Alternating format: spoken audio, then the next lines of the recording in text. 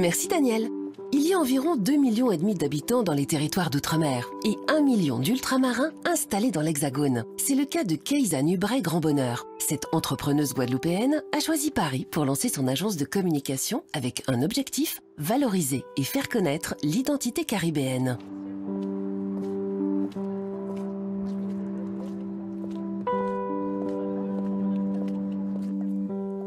Balade dans le 6e arrondissement de Paris, Keiza Nubret emmène sa fille voir le buste de Gaston Monnerville.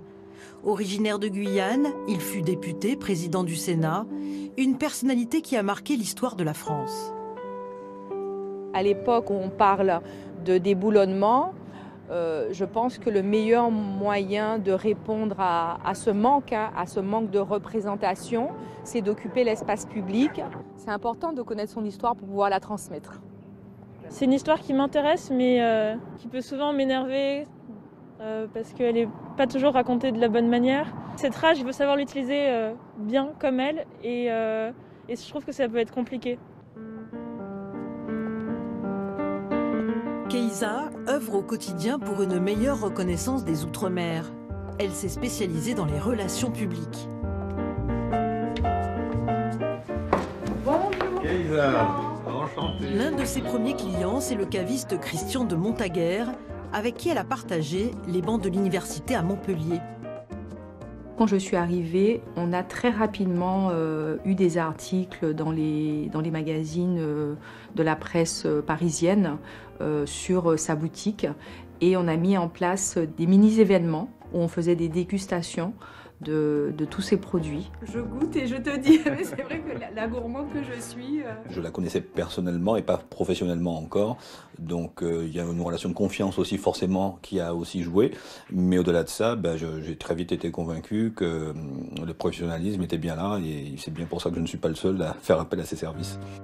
Il n'est effectivement pas le seul. Les associations attendent beaucoup d'elle.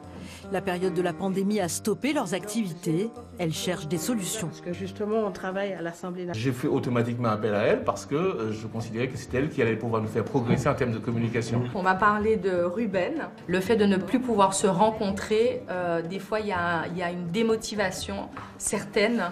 Tout le monde se pose la question du lendemain et quand est-ce qu'on va pouvoir continuer. Et autour de la table, Emmanuel Gordien, président de l'association mémorielle CM98. Il a apporté à Keiza son arbre généalogique avec le nom de ses ancêtres esclaves. Toi, je t'offre ça. Waouh! Je suis très émue par ce cadeau que tu me fais. Femme de conviction, c'est à l'Assemblée nationale où elle travaille aussi comme collaboratrice parlementaire qu'elle terminera sa journée. Ce qui m'a emmenée à l'Assemblée nationale, c'est mon militantisme, ma conviction de ce que peut apporter et de ce qu'a apporté les ultramarins à la France hexagonale.